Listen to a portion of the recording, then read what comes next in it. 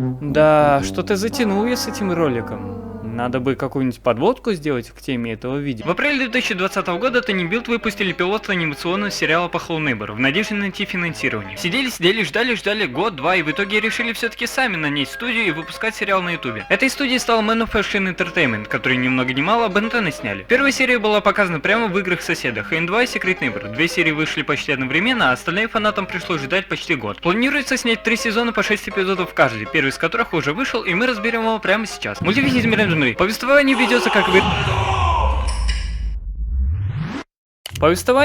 как и в игре, от лица Ники Росс. А вот и нет, от вот этой вот девахи, которая является классом лидера в Secret Neighbor. Ну а что, нужно же от чего-то лица вести повествование в 5 и 6 сериях. У этих двоих семья гетеро, этот русский, это черный, но не худой, это худая, но не черная. Остается один вариант. Эту девчулю зовут Тринити Байлз, и вся их семья Байлз переезжает в новый дом, который... А, это наш новый дом? Нет, через дорогу, глупышка. В смысле он напротив дома соседа? Там же Ник живет. Или они еще и домами поменялись? И что за фигня? Почему этот дом постоянно меняется? Дом шейпшифтера какой-то.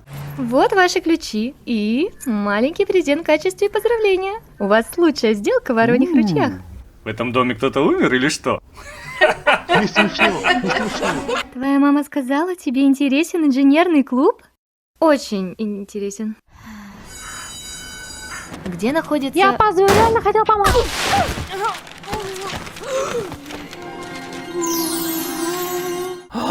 Неужели это бессмысленная любовная линия подростков, нужная лишь для большего количества неуместных шуток? О, да, именно этого мы и ждали. Привет, здесь инженерный... Мы почти провели эксперимент на людях. Давай еще попытку. У вас в роду болели гипертрихозом? Я нет.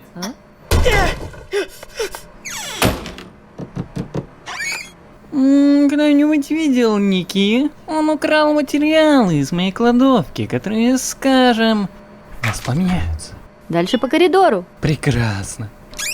Капец ты жуткий чувак. Мне кажется, если бы ты был за место гостя, игру можно было бы действительно назвать настоящим хоррором. В общем, Ник говорит, что Теодор Питерсон какой-то фрик, а остальные поясняют новенькое, что Ники уже несколько лет так бегает и всем постоянно это рассказывает. Она решает сама это разузнать и, зайдя на задний двор, находит там надгробие, которого не было в игре. Потому что это пипец как подозрительно. А, ну да, спрятаться-то нужно было зачем-нибудь. Это же сосед из первой части, не из второй. Был бы из второй, он бы и за стеклом ее не заметил.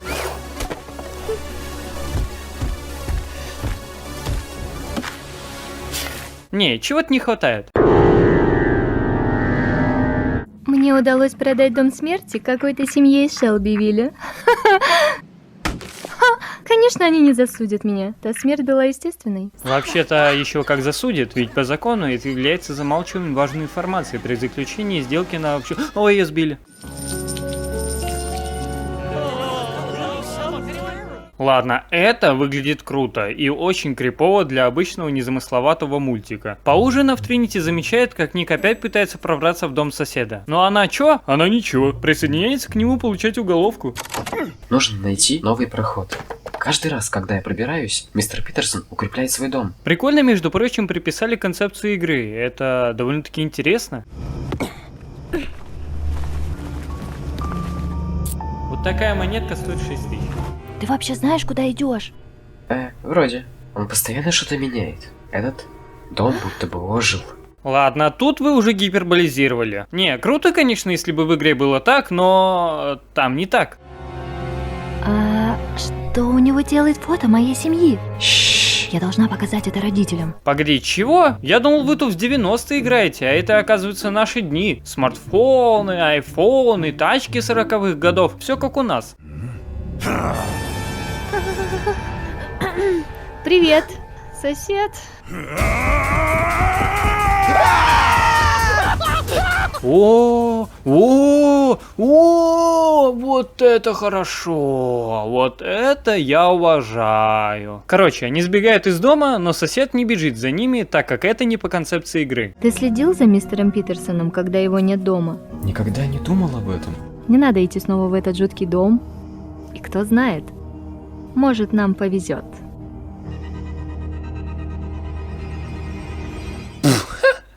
это лицо? Почему он мне напоминает Найджела из Дикой семейки Торнбери? Тринити снится сон со всеми версиями соседа, что только были. Безголового и призрака только не хватает. И по дороге в школу Ник пытается ее утешить, сказать: все нормально, не кипишуй, ну подумаешь, он по закону может в следующий раз нас застрелить. Что-то такого. Но после учебы дома Тринити встречает директор школы, который рассказывает историю соседа. Мистер Питерсон? Да, ужасная трагедия. Его жена? Ах, ужасная автомобильная авария. А его дети пропали. Можете себе представить? После такого, конечно, он не в себе. А кто бы не был. Да, это вся история. Можете спросить, что тут не так? Да все тут не так! Абсолютно! Что это за хрень? Что это за ублюдский монтаж? Что за дерьмовое повествование? Это не я сделал озвучку безэмоциональной. Это в оригинале так. Где визуализация переживаний семьи от потери матери? Какого хрена я сделал пересказ лучше, чем создатели? Это не плевок в лицо фанатов. Это целое ведро харчи, вылитое на голову. Короче, Тринити запрещает общаться с Ником и следить за Питерсоном. Самое время сделать все наоборот. Теодор приходит в строительный магазин, берет абсолютно обычный набор вещей и просто уходит. Шо, даже кассиру не заплатит? А ему некогда. Камер же в магазине нет. Сосед все камеры города к себе домой забрал. Мистер Питерсон не убийца. Мистер Питерсон не убийца. Мистер Питерсон не убийца. Мистер Питерсон. Мы должны что-то сделать. Мы? Хостовары, магазин, мистер Питерсон, мертвяк. Ты был прав. Да? Расскажи-ка нам все. Нам? Мы кое-что нашли в доме мистера Питерсона. Что-то, что напугает и вас тоже. Покажи им. В общем, они решают проследить за Питерсоном, после чего рассказать об этом друг другу, чему и посвящена вся 3-я серия. Я первая. Итак, я была в кабинете доктора. Кто-то, выходя из мэрии, подскользнулся и сломал ногу. Я заметила там небольшой блеск. Я достала телефон и приблизила камеру к этой блестяшке. Я уже была готова, что кто-то еще упадет, но нет. Чё? Это как это так пролистало камеру? Это не наши дни, это уже будущее какое-то. Мэрия, она тоже была на карте Питерсона. Я не знаю как, но мистер Питерсон сделал какую-то ловушку на ступеньках. Каким бы ни был его план, он добьется своего. То есть, что получается? У каждого жителя этого города есть монетка, которая выпадает только тогда, когда с ее носителем что-то происходит, а сосед собирает эти монетки, подстраивая несчастные случаи. Может, это только мое мнение, но, по-моему, это немножко, совсем чуть-чуть бред полнейший. Нафиг ему эти монетки? Он так деньги зарабатывает или что? И я бы, наверное, не прикапывался к этому, если бы это было объяснено в конце сезона. Но сюрприз-сюрприз, нам не объяснят причину того, зачем сосед это делает. Затем следует рассказ Тринити, который проследил за соседом аж до кладбища. Но тут просто на пустом месте появляется полицейский. Поступил вызов, что тут вандал. Избавь нас от хлопот, ты выходи. А вы с офицером Массимо Марко Вальдо посменно работаете, я так понимаю? На всех постерах и трейлерах вы вместе, но в игре только он, а в мульте только ты.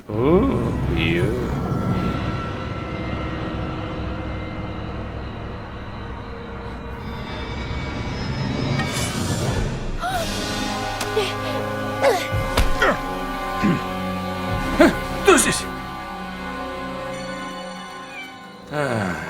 Если ты все еще здесь, иди домой и не возвращайся. Понятно? То есть ты просто так приехал из-за выдуманного вызова, так как очевидно за такое короткое время никто бы ничего сообщить не успел. Начал в пустоту говорить выходи, но когда ты действительно услышал какой-то звук, ты такой: поеду-ка я отсюда, тоже никого, да, никого, и я не обосрался. Короче, ее обнаруживает Теодор, но он не может ее догнать, так как он несет с собой тяжелый мешок, в котором лежит что-то очень важное, поэтому и бросить не может. Наверняка там бесценный запас клея с помидорами. Затем очкарик рассказывает о том, как пришел к таксидермисту, и фоновики опять запоролись. Если вы воссоздаете локацию из игры, то какого фига тут не дом соседа? Кто-нибудь объясните мне наконец, как действительно выглядит этот город, а то у меня же крыша едет. Я застал мистера Кинадера за работой. Счастливым. Даже слишком счастливым. Мерзкий, грязный подлец. Я спросил его, мистер Питерсон убил вас? Нет? Ладно, пока.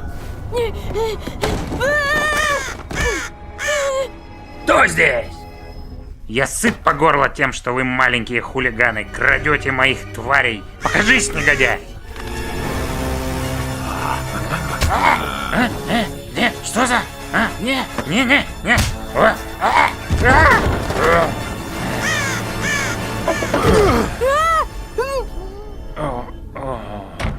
Мистер Питерсон, он просто ушел, будто ничего не было. Вот тогда я наконец ощутил вкус страха. Последний из очень полезных и сильно продвигающих сюжет истории рассказывает Ник, который встретил Питерсона в самой школе, в которой зачем-то откуда-то есть подвал, ведущий в какую-то подземную шахту. Только вот вопросик, как сосед отыскал этот проход? Такой шел, да и думает, зайду-ка я в подвальчик школы, а вот что найду. И прикинь, нашел. Там со мной был еще кое-кто. И я говорю не про мистера Питерсона. О, глаза разуй. Делрой, что ты тут делаешь? Я? Что насчет тебя, чудик? Не твое дело. По-моему, самое время поговорить про дизайны персонажей. В пилоте рисовка была неплохой, персонажи выглядели прикольно и органично. А что у нас тут? Эти двое теперь китаёзы, большая голова Тринити, подчеркивающая мозговитость и звание лидера, стала плоской, а Делрой выглядит как... как бы так сказать... Короче, эта девочка решает донести директору, что Ник пробрался в катакомбы. Как бы встает вопрос, а что он тут делал? И мы ожидаем, что сейчас будет диалог как в Гарри Поттере, где наказывают обоих. Ну а Авада-Кедавру кастанули слишком рано, поэтому происходит... Только писюны по стенкам. Мистер Питерсон, должно быть, нашел бойлерную под нами. Он вызвал этот взрыв. Он терроризирует город. Что бы он ни делал? Ему все равно, кто встанет на пути. Его нужно остановить. Потом они все вместе решают проследить за соседом и обсудить план операции по проникновению в подвал. Но... И остались только они двое. Ник подбирается к ключу, который точно не приманка, забирает его и вот только хочет пробраться в подвал, как его замечает сосед. И какой же сосед дружелюбный, сам помогает Нику дойти до подвала, какой хороший. Рассказывай кому хочешь, они никогда тебе не поверят. Ай, какой я злой. Ой, я такой злой, я буду тебя наказать. Затем приходит Ботан, и Тринити звонит в полицию. И вот, вроде бы все, пора выпускать игру Goodbye Neighbor. Но приезжает мистер Дрыщ, подходит к веранде, берет мешок с деньгами и уезжает. Очевидно, Теодор его подкупил, и, судя по всему, делает это уже не раз и не два. Но тогда нафига ты, хмырь усатый, прибить его хотел, если это твой постоянный клиент? Один эпизод этого сезона делали, не опираясь на другой, или что тут, блин, происходит? Вы, дети, понятия не имеете, во что ввязываетесь. Продолжайте копать, и вы закончите так же, как ваш друг.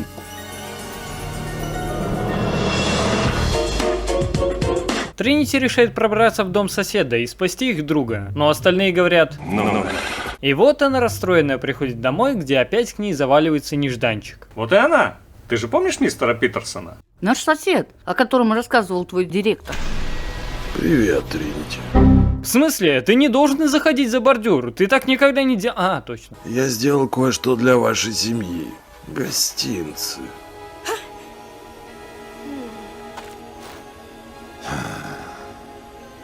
К сожалению, Тринити нельзя сахар. Тут у нее такая чудесная фигура. Блин, я теперь тоже хочу такое печенье с миндалем. Короче, Энзо решает прокрасться в дом соседа, и пока он играет роль... детектива, Тринити через силу пытается задержать Теодора у себя дома. Но двулупый, конечно, палится, сосед идет за ним, тот хватает ключ от подвала и сбегает. Затем эти малолетки решают ночью пробраться в дом соседа, не имея ни плана, ни вспомогательных инструментов. Зачем? Они в голове продумали абсолютно все шаги наперед, и все пройдет как по маслу. Красный, синий, желтый. Раньше был только один. Что же теперь делать? А это не очевидно? Просыпаются они в комнате с фальшивыми окнами, прям как в начале второго акта, где встречает Ника. Я буду играть. Пожалуйста, не бейте меня. Ники, это мы. Я буду вашим другом. лучшим другом. Обещаю. Теодор промыл ему мозги, что вообще не свойственно данному персонажу, и теперь Ник послушная марионетка. Да, мы поняли, на что это отсылка. Вот только если отсылаться на действительно пугающие мульты, сам страшнее ты не паук! Все, вопросов нет. Они начинают бегать по дому, напоминающему дом Генри Холмса из Devil in Me. Отлично, круг замкнулся. Все не так. Выхода нет. Мы же пришли отсюда. Я не понял, что это за хрень? Эта хрень нечто называется, и она является олицетворением страха. Олицетворением. То есть это не настоящий персонаж, а лишь плод воображения. Так какого тогда хрена эта штука на рисунке оказалась? Это получается что? Реальное существо, которое всем в кошмарах снится? Что за бред? История Hello Neighbor была хороша тем, что она могла произойти в реальной жизни, с реальными людьми. А теперь у нас тут мистика, криминалистика.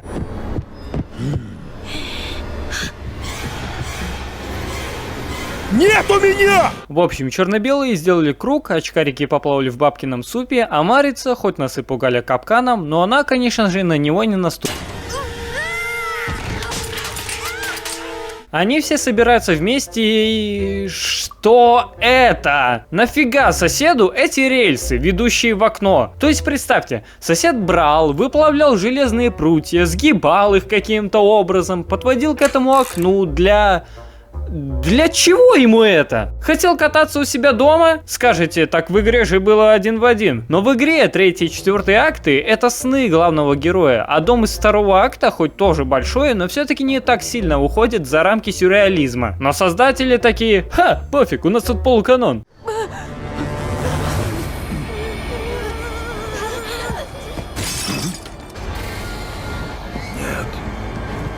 Нет!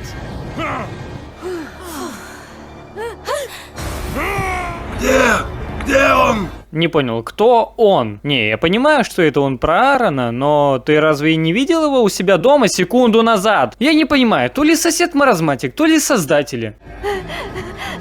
Где он?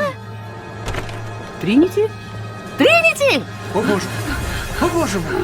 Конечно, так просто эту борзевшую кабанину простить не могли, поэтому его хватает полиция. Но как по всем законам жанра, он... так, в смысле, его что, реально схватили? Да не, он сбежит, я уверен... В смысле его посадили? Создатели, какого фига? У вас что, мозг есть? Почему весь сериал были нелогичные и абсолютно идиотские моменты, а тут произошло просветление? Здравый смысл победил, ура! И в конце есть этакий тизер на следующий сезон. С мистером Питерсоном покончено. Теперь твой черед. Потеряешь монету, потеряешь жизнь. Странно, обычно люди сначала помирали, потом монетка указывала. Ой, Каркарыч, привет. Тут замешан не только мистер Питерсон. И на этом заканчивается 1-й сезон. Что можно сказать по мульту?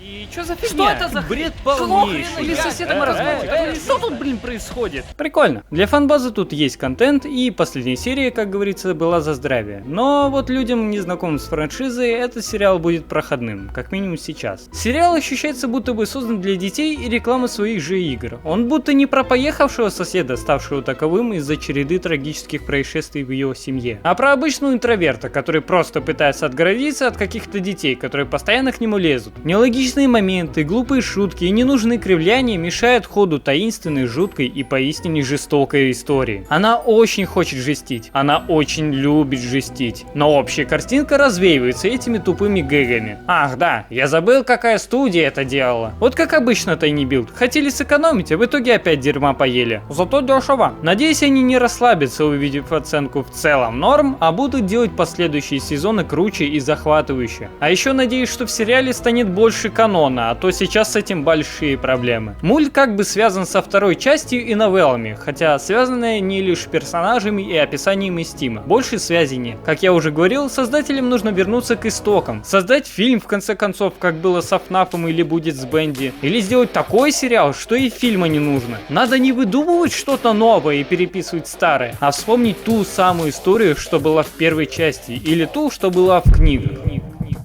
Но об этом как-нибудь в другой раз. Короче, эпичных моментов в сериале слишком мало, поэтому...